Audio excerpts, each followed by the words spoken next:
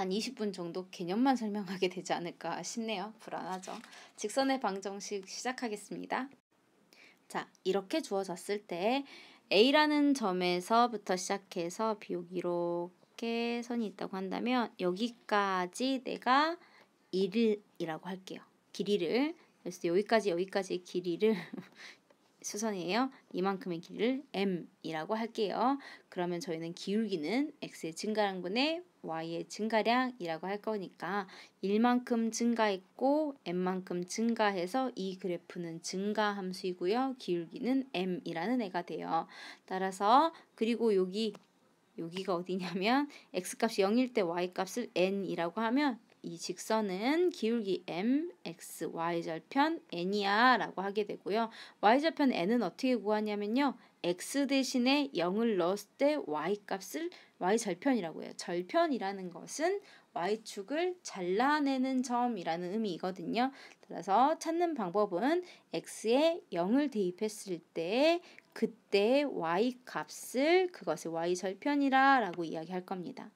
이때 제가 지금 여기 x축에서부터 양의 방향으로 올라가는 이 각을 세타, 우리 양의 방향이라는 것은 오른쪽 위로 올라간다 생각하시면 돼요. 아래쪽으로 가는 게 아니라 시계 반대 방향이다라고 생각하시면 되고요. 시계 방향은 오른쪽으로 아래로 내려가잖아. 시계 반대 방향은 양의 방향이라고 해요. x축을 위점으로 위쪽으로 가는 거. 이것을 세타라고 부를 건데 이때 탄젠트 값이라는 건 밑변분의 높이 하고 들어갔던 거 기억나세요? 삼각비 배우실 때 그래서 우리 이렇게 t 이렇게 썼던 거 기억나실 거예요.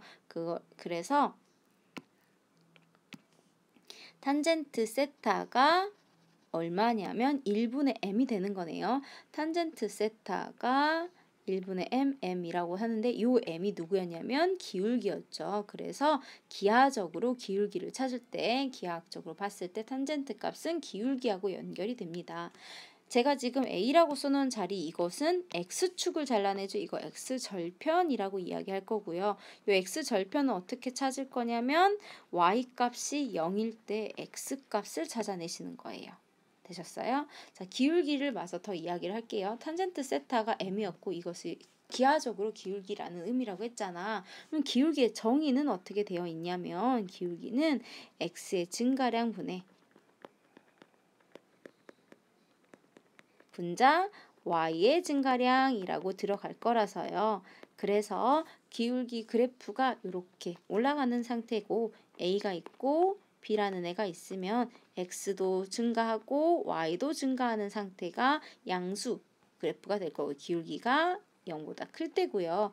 그래프를 A라는 점과 B라는 점이 있는데 X는 오른쪽으로 갔으니까 증가하는데 Y는 내려오면 감소죠. 그러면 X의 증가량은 양수지만 Y의 증가량이 감소이기 때문에 기울기가 0보다 작다라는 감소함수가 그려지는 겁니다. 되셨어요? 그래서 탄젠트 세타라는 것은 여기를 만약에 수선의 발을 내린 자리 H라고 하면 AH분의 BH라고 하고 요것이 세타였을 거니까 이게 기울기하고 많이 연결이 됩니다 라는 거였어요. 이거 하는 김에 삼각 B도 좀 정리를 하면 좋겠죠. 그래서 삼각 B 같이 정리할게요. 사인, 코사인, 탄젠트 구하는 거 사인 여기가 세타가 있으면 사인, 코사인, 탄젠트 기억나실 거예요. 그런데 표로 쓰실 때는 이게 편해요. 30도, 45도, 60도는 전부 분모가 2예요. 사인 값이. 코사인도 분모가 전부 2입니다. 이렇게 깐 다음에 사인은요. 갈수록 숫자가 커져요. 1, 2, 3 하고 커질 거예요. 코사인은 30, 45, 60의 순서일 때 3이라고 작아질 거예요. 그 다음에 탄젠트는 코사인분의 사인으로 정리가 되니까 요 표 상태에서 이거를 번분수 계산을 하세요. 그럼 2가 약분되고 루트 3분의 1 이것을 우리는 3분의 루트 3이라고 적습니다. 분모 분자가 사인 코사인 같으니까 탄젠트 1이 될 거고요. 그 다음에 60도는요. 2 약분하고 루트 3이라고 나올 거예요. 기억해 두시면 매우 요긴하게 사용이 될 겁니다. 저 이제 직선의 방정식 어떻게 구하는지 한번 정리해 볼게요. 직선의 방정식은 일단 크게 세 가지로 나올 수 있는데 첫 번째, 한 점과 기울기가 주어졌을 때 그러니까 직선이 요 지나가는 점을 줘요. 그 다음에 이 기울기를 줬어요. 그럼 우리는 y는 m x-x1 플러스 y1이라고 쓸 거야. 물론 원래는 y-y1은 mx-x1인데 우리가 식을 정리할 때 y는 이라고 정리하잖아. 그래서 이렇게 하고요. 지나가는 점 x1, y1 대 x는 부호가 반대로 라고요. 그래서 이렇게 정리하실 수 있게 돼요. 자, 두 번째. 이번에는 뭐가 주어져 있냐면 두 번째는 직선을 찾아야 되는데 이 직선에 지나가는 두 점을 줬어. A라는 점 x1, y1이 줬고요. B라는 점 x2, y2를 줬어요. 그러면 내가 기울기하고 한 점을 알아야 되는데 두 점을 알아버리니까 기울기 먼저 구할 거야. 기울기는 x의 증가량 분의 y의 증가량이라고 구해진다고. 따라서 y-y1은 x2-x1 분의 y2-y1 x-x1 플러스 y1인데 이때 지나가는 점은 꼭 y1과 x1이 아니라 x2, y2여도 상관없겠죠. 그리고 여기도 마찬가지예요. 기울기는요. 저는 지금 x2에서 x1을 빼고 y2에서 y1을 뺐는데 이거요. x1 빼기 x2 분의 y1 빼기 y2라고 해도 돼요. 이때 주의할 점은 요게 1번이면 1번끼리, 이게 2번이면 2번끼리 맞춰주셔야 된다는 거예요. 여기 2번이었죠? 여기 1번. 이렇게 맞춰주셔야 돼요. 그래서 오늘 배운 이 순간부터 여러분들이 문제를 풀 때 두 수의 차이가 분모 분자에 이렇게 분수로 나왔는데 두 숫자의 뺄셈으로 구성이 되어 있으면 이거 기울기일 수도 있겠다라고 분석하셔야 돼요. 모의고사에서 상당히 많이 나오는 형태입니다. 어쨌든 이렇게 두 점이 주어졌을 때 저희 이런 식으로 찾아낼 수 있어요. 그 다음에 세 번째는 뭐가 주어질 때냐면 x절편과 y절편을 줘버려요. 두 점 준 거나 마찬가지 아니냐? a, 0하고 0, b 준 거잖아. 그렇게 해서 문제를 푸셔도 돼요. 근데 지금 y절편은 어떻게 찾는다? x값이 0일 때 y값, 그 다음에 x절편은요?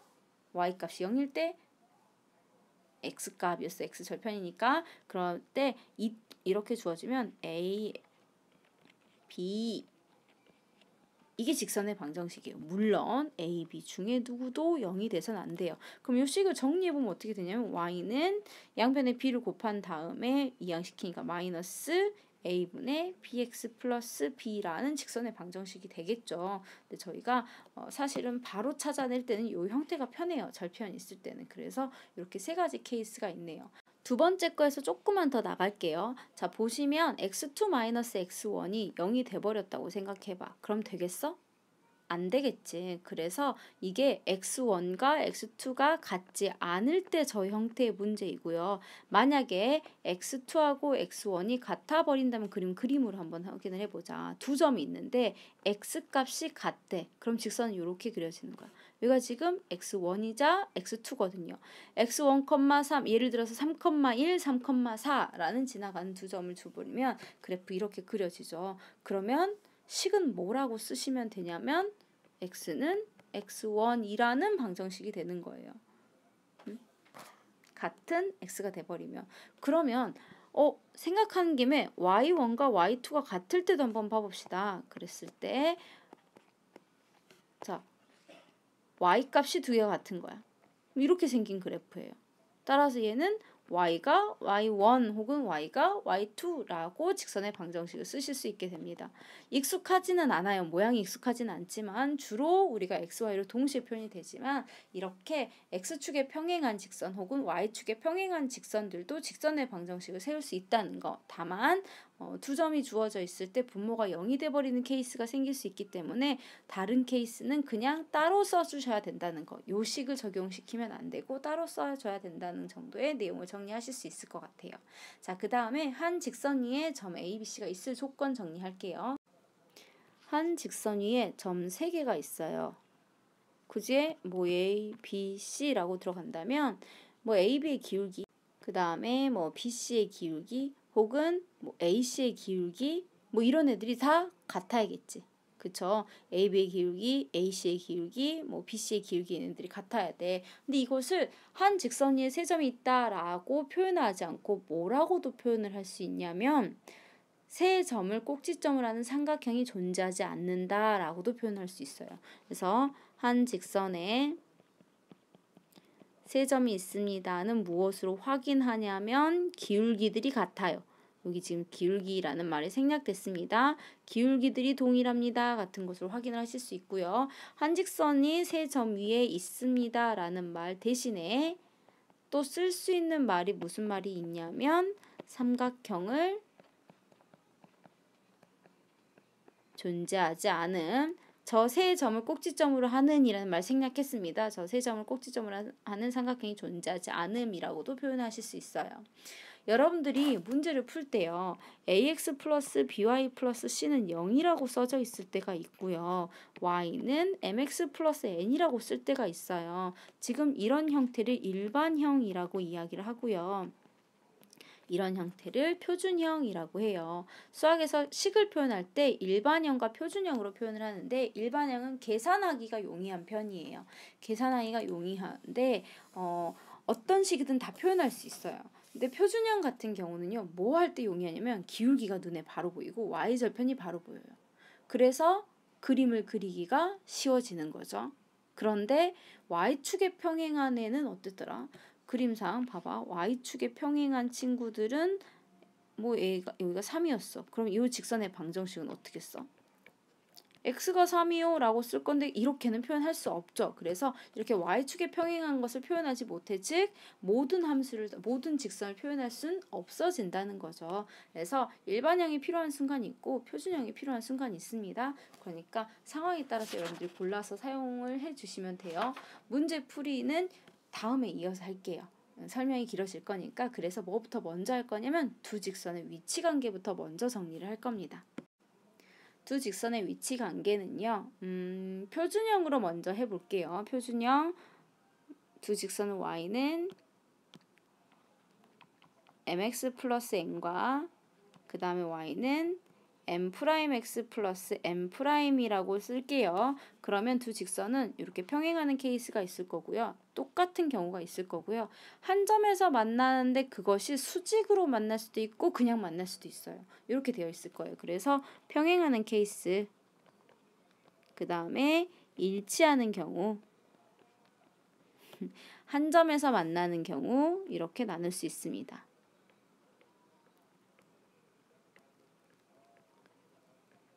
자, 그러면 주어져 있는 표준형을 바탕으로 평행하는 케이스는 어떻게 구분할 건데 라고 한다면 일단은 평행하니까 기울기가 같아야 돼요.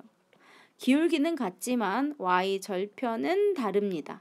자, 일치하는 케이스는요. 평행하면서 그러면서 완전히 일치해야 되니까 y절편까지 동일하게 돼요. 한 점에서 만나려면요. 기울기가 다르면 돼요. 기울기가 같아버리면 절대 만날 수가 없거든요. 그래서 기울기가 다르면 되고요. 그렇게 기울기가 다른 것 중에서 두 개의 곱셈이 마이너스 1이 되잖아? 그러면 수직인 상황이 되는 거예요. 그래서 평행하거나 일치하거나 한 점에서 만나는데 그것의 관계는 이렇게 정리할 수가 있다 였어요. 자, 두 직선의 교점은 없겠죠. 교점 나올 수 없어. 평행했으니까. 일치하는 거 교점 무수히 많다. 모든 점이잖아. 모든 점이고 그 다음에 여기서 한 개 하고 나오겠네요. 한 점에서 만났으니까. 이것을 방정식의 해로 해석을 할 거야? 그럼 방정식의 해도 없겠죠? 이거 무수히 많다니까 그걸 뭐라고 하냐면 못 정한다. 부정이다 라고 해요. 그 다음에 한 개 있어? 그럼 한 쌍이 해가 존재해 라고 할 수 있겠네요. 자, 이렇게 정리를 할 수 있는데 이게 나는 뭘로 한 거야? 표준형으로 한 거잖아. 근데 일반형으로 해도 관계가 나올 거란 말이야. 그래서 일반형으로도 같이 정리를 해볼 거예요. 일반형은요. ax 플러스 by 플러스 c는 0이라고 쓴다고 했죠. 그래서 또 다른 직선은 이렇게 표현을 할게요. 자, 이렇게 두 개가 주어졌을 때 마찬가지 평행하거나 일치하거나 한 점에서 만나거나 수직하거나 라고 할 수 있어. 그럼 평행하는 케이스는요. 기울기가 같고 라고 정리가 들어갈 거니까 그런데 y절편은 다를 거야. 그 y절편이 담당하는 데가 C쪽이고요. 그 다음에 기울기를 담당하는 데가 A하고 B쪽이거든요. 물론 Y절편은 A하고 C가 결정을 하긴 하는데 이렇게 표현할 수 있어요. 마찬가지로 일치한다 라는 건요. 완전히 똑같아야 되죠. 그래서 이것들의 B가 다 같습니다. 라고 보실 수 있어요. 자, 이번에는 한 점에서 만나는 케이스 볼게요. 한 점에서 만나려면요. 기울기가 달라야 돼. 그럼 아까 기울기 담당하는 데가 여기였죠. 그 다음에 두 개가 곱셈이 0이야, 마이너스 1이야. 두 개의 곱셈이 마이너스 1이야 였던 거는 두 개의 곱셈을 더하면 0이 됩니다. 라고 사용하실 거예요. 기울기가 같고 y절편이 다른 케이스, 기울기와 y절편이 다 같은 거, 기울기가 다른 경우, 기울기의 곱이 마이너스 1인 경우에 해당하는 이야기입니다. 되셨어요? 자, 두 직선이 서로 수직하다라는 것을 왜 두 개의 곱셈이 마이너스 1이 되는 데를 유도를 한번 해보고자 해요. 이렇게 수직하는 두 직선이 있었는데 이거를 평행이동을 시켜서요. 원점을 지나가는 두 직선으로 바꾸려고요. 원점을 지나가는데 수직하는 것으로.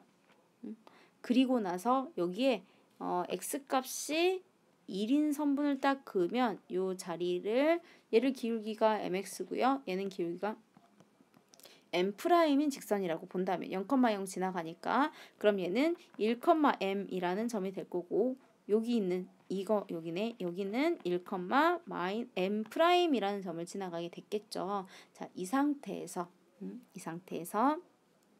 A부터 시작해서 A가 어딘데? A가 여기를 설정할 거야. 그리고 여기를 B라고 설정하고 여기는 5예요. A부터 시작해서 5의 제곱이 왜 수직이라고 했잖아. 그럼 피타고라스 정리 써야 하잖아.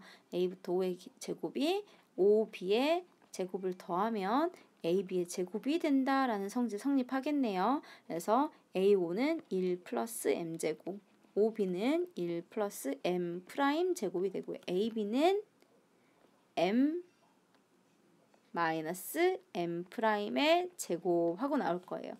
그러면 m 제곱 m 프라임 제곱 사라집니다. 이는 마이너스 2m m 프라임 하고 나오겠죠. 따라서 m 프라임은 마이너스 1입니다. 라는 관계식 얻을 수 있어요. 앞으로는 유도하지 마시고요. 수직한 뭐 한다? 두 개의 기울기를 곱해서 마이너스 1이 된다라는 거 사용하시라고요. 더 정리하고 싶은 것이 있는데 일단은 이 정도 개념을 알고 있으면 뒤에 문제 푸시는 데는 조금 정리를 필요한 것들도 있지만 거의 대부분 푸실 수 있을 거예요. 그래서 여기까지 정리하고 문제 풀이는 다음 시간 강의로 들어올게요.